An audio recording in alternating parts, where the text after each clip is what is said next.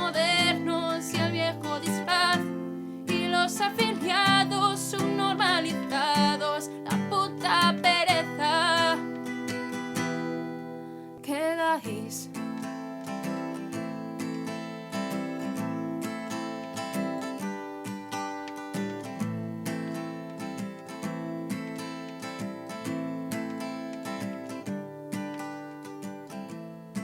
Sindicatos, esbirros baratos, mamadas gratis a la patronal. La ideología no te sirve de guía, fuera del ángulo referencial.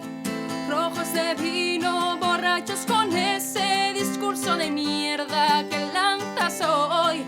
Gente apestoso, fulana barata, tufo que emanas. El cuento de ETA, los años 90, los tiempos modernos y el viejo disfraz, y los afiliados subnormalizados, la puta pereza.